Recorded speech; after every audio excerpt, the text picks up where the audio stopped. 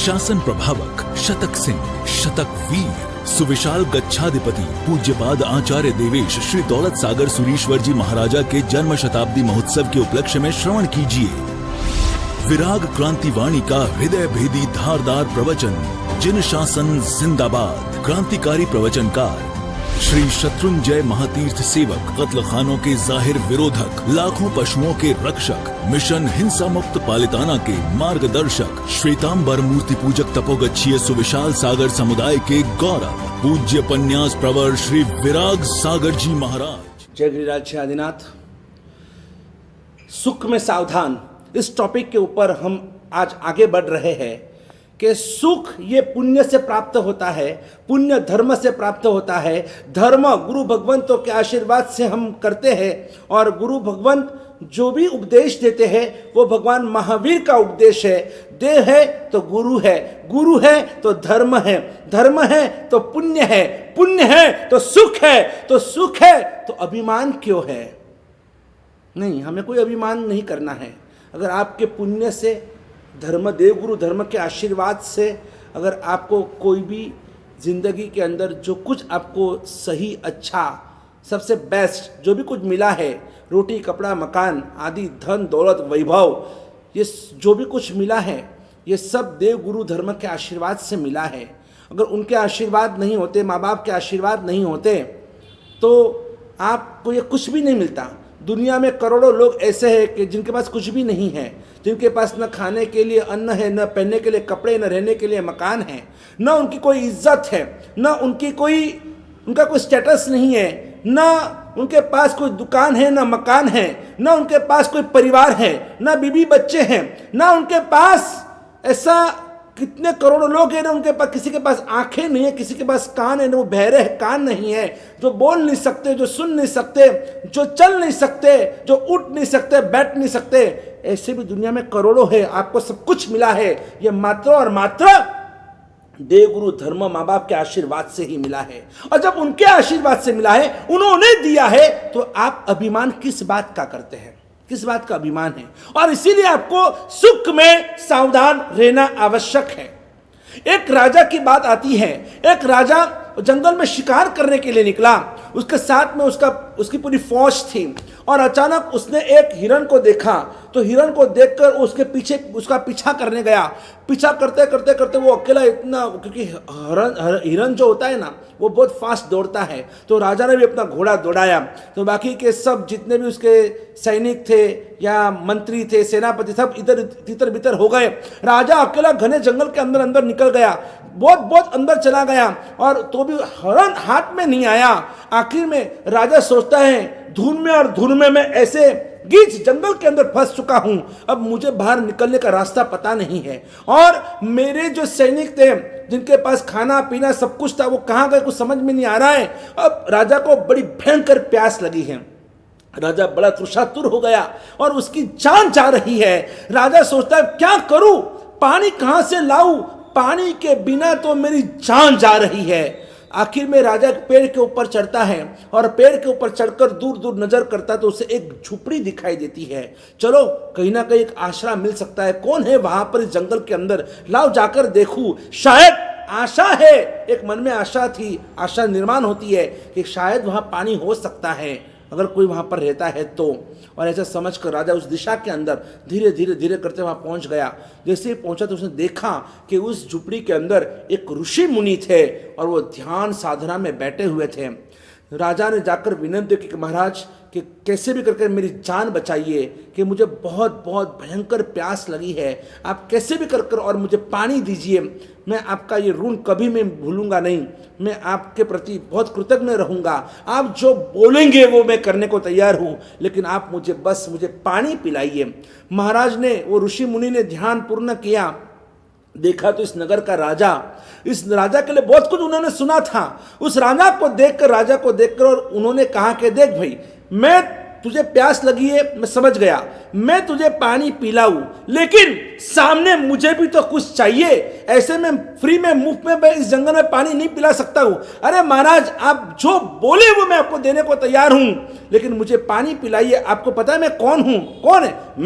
मैं इस नगर का राजा हूं और इसलिए मैं एक राजा आपके यहाँ पर आया है, आपके झुपड़ी में आया है, आपकी कुटीर में आया है, तो आपको तो बड़ी खुशी होनी चाहिए कि हमारे नगर का राजा और यहाँ पर और आपके सामने खड़ा है और आपको विनंती कर रहा है कि आप मुझे पानी दीजिए। पानी मांगते मांगते भी अपनी ही अभिमान के अंदर राजा ऐसा चकचूर है कि मैं यानी कौन, मैं एक राजा हूं। ऋषि मुनि ने कहा ठीक है भाई, तू राजा मान लिया, लेकिन अगर तुझे पानी चाहिए तो तुझे मुझे कुछ देना होगा। तू क्या दे सकता है मुझे? मतलब आप जो बोले उतना मैं सोना मोर देने को तैयार हूं। नहीं, सोना मोर नहीं, और क्या? आप बोले मैं आपको उतने रत्नों देने को तैयार हूं। नहीं, रत्न नहीं, और कुछ। ऐसे करते करते वो जो बोलता का महाराज बोले और कुछ नहीं, ये नहीं। तो क्या चाहिए आपको, बोलो ना। अरे आप बोले तो ऋषि मुनि ने कहा ठीक है, चलो मैं क्या चाहता हूं मैं आपको बताता हूं कि मुझे क्या चाहिए। समझ लो कि मैंने तुझे अगर 25% ग्लास होता है और पाव ग्लास पानी अगर मैंने तुझे पिलाया तो तू मुझे क्या देगा? तो राजा ने कहा ठीक है, एक काम करो, मेरा पूरा जो राज्य है ना उसमें से पाव राज मैं तुम्हें देने को तैयार हूं। अगर मैंने तुझे आधा ग्लास पानी दिया तो मैं मेरा आधा राज तुम्हें देने को तैयार हूं महाराज, लेकिन आप मुझे पानी दीजिए। साधु ऋषि मुनि ने कहा क्या आधा ग्लास चल जाएगा? बोले नहीं, मुझे एक ग्लास तो कम से कम पानी दो। और मैं कहां से पानी लाऊं? इस जंगल में मैं मैं अपने जिंदगी निर्वाह कर रहा हूं भैया, और मैं तुझे कहां से पानी दिलाऊं? अरे महाराज कुछ भी करो, मुझे बहुत प्यास लगी है, आप कुछ भी करो, मुझे पानी दो। और उस राजा को उस ऋषि मुनि ने कहा ठीक है, अगर मैं तुझे एक पूरा ग्लास भरकर अगर मैं तुझे पानी दूं तो तू मुझे क्या देगा? वो राजा सोचता है अरे यार, जान है तो जहान है, जो अगर मुझे जिंदगी अगर मेरी बच गई तो मैं पूरा राज्य में कभी भी वापस मैं प्राप्त कर सकता हूँ, मैं कुछ भी कर सकता हूँ, लेकिन अब मुझे जीवन जीना ज़रूरी है। और इसलिए उसने कह दिया कि महाराज अगर आप मुझे एक गिलास पानी देंगे ना, अगर आप मुझे एक गिलास पानी देंगे तो मैं आपको मेरा पूरा राज मैं आपको देने को तैयार हूँ। पूरा एक ग्लास भरकर पानी उसके सामने में पूरा राज आपको देने को तैयार हूँ। और महाराज ने उसको ठीक है डन, दोनों ने अंदर समझ लिया कि एक ग्लास मैं तुझे पानी दूंगा और तू मुझे सामने एक पूरा राज देगा। और वो राजा भी बोला कि ठीक है मैं आपको दे दूंगा, मेरे वचन से मैं बंधा हुआ हूँ कि हे महात्मा आप चिंता मत कीजिए कि आज से अब आप इस नगर के राजा बन जाइएगा, लेकिन मुझे पहले पानी दीजिए। जैसे उस राजा ने पानी ग्रहण किया, गट गट पानी पी गया। जैसे ही पानी पिया हाश हो गई, जैसी हाश हुई और उस महात्मा को राजा कहता है देखो आपने मुझे पानी पिलाकर मुझे एक नई जिंदगी दी है, आपने मेरी जान बचाई है, बस तो आज आपको मैं पूरा मेरा राज सुप्रत कर रहा हूँ। आज से आप इस नगर के राजा बनिए और मैं अब जंगल के अंदर मैं झुपड़ी में रहता हूँ, आप पधारो और इस नगर के राजा आप बन जाइए और आप आगे बढ़िए। तो उस महात्मा ने कहा कि नहीं भाई, हम तो यहाँ है वही बराबर है, लेकिन हमारी तो शर्त हुई थी कि एक गिलास के सामने मुझे आपको एक राज देना है, पूरा राज देना है। वो तो ऐसे मैंने कह दिया था, मुझे क्या करना है इस राज का?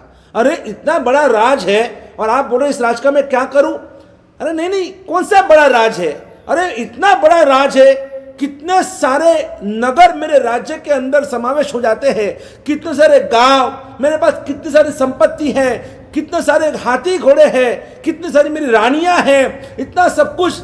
ये इतना क्या आपको बड़ा नहीं लग रहा है? अरे कुछ भी नहीं है, जो तुझे मिला है वो तुच्छ है, वो कुछ भी नहीं, वो क्षणिक है, वो क्षण भंगुर है। और इसीलिए तो मैंने ये शर्त रखी थी कि तेरी आंखें खोलनी थी मुझे। क्या है तेरा राज? तेरा राज की कीमत क्या है? अरे मेरे राज की कीमत आज अरबों रुपए की कीमत है मेरे राज की। अरे कुछ भी नहीं है, ये मिथ्या अभिमान है तेरा।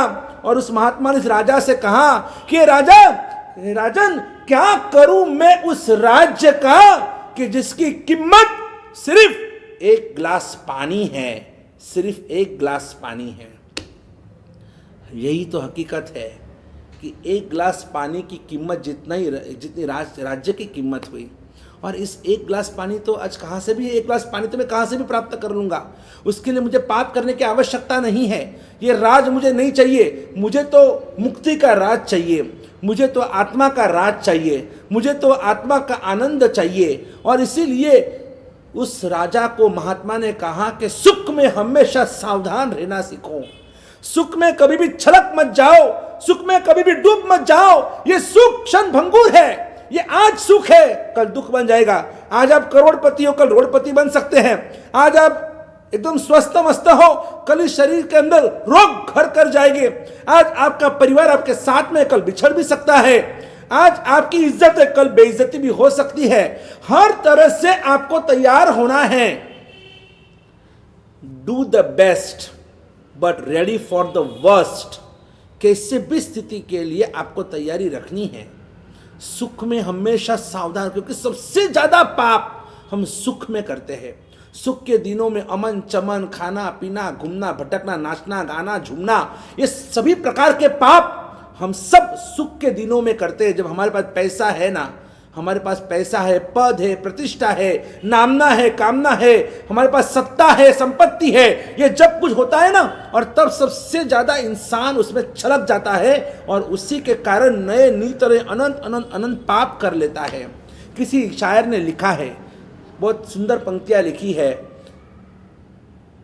पैसा इंसान को शैतान बनाता है, पैसा इंसान को शैतान बनाता है, पैसा इंसान को बेईमान बनाता है, पैसा इंसान को शैतान बनाता है, पैसा इंसान को बेईमान बनाता है। जब न होता है पास में पैसा तो इंसान जाप करता है, और जब होता है पास में पैसा तो इंसान पाप करता है, इंसान पाप करता है। भगवान का उपकार मानो। आप धनवान हो तो भी भगवान का उपकार मानो। चलो भाई, मुझे पैसा मिला तो मैं इसका सही उपयोग करूंगा, अच्छे काम में सुकृत में मैं इसका विनियोग करूंगा। अगर नहीं मिला पैसा आपको, आप दुखी हो, आपके पास यानी आप गरीब हो, कोई बात नहीं, भगवान का एहसान मानो। काश अगर मेरे पास पैसा होता तो मैं कितने पाप करता। अच्छा है कि मुझे भगवान ने इतने पैसे नहीं दिए, नहीं तो पैसा होता तो घर में मैं फ्रिज लाता, फर्नीचर नया करता, मैं गाड़ी बंगला बसाता, मैं कितने पाप करता, यहाँ वहाँ मैं होटल में घूमता भटकने जाता, क्या क्या कौन से पाप मैं नहीं करता। पैसे में तो आज इंसान सोचता है कि मुझे किसी की जरूरत नहीं है, अरे मैं खुद जी लूंगा मेरी जिंदगी। मोटर मारी मावड़ी, क्या पैसा होता है ना तब इंसान होता है मोटर मारी मावड़ी, अने होटल में मोसाळ, मोसाळ यानी मामा का घर, समझ गए आप। तो होटल मारी मोटर मारी मावड़ी अने होटल में मोसाळ अने सिनेमा में सासरू अने डॉक्टर दीन दयाल। यही तो हालत है हमारी। पैसा है तो गाड़ी बंगला मोटर सिनेमा, फिर यहाँ पर होटल में गाना, हर होटल में जाना, रिसोर्ट में जाना, भटकना, नाचना गाना झूमना, पार्टी में जाना, किटी पार्टी करना, क्लबों में जाना, यही सब तो ये पैसा होता है तो इंसान यही तो पाप करता है। लेकिन इसीलिए तो हमें और सबसे ज़्यादा सावधान रहना है। ये हमारा सबसे पहला सूत्र हमेशा याद रखना। अगर आपके पास सब कुछ सही है, सब कुछ है, तो आपके इस सुख के दिनों में आप औरों को सुखी बनाने की कोशिश कीजिए, किसी के दुख को दूर करने की कोशिश कीजिए।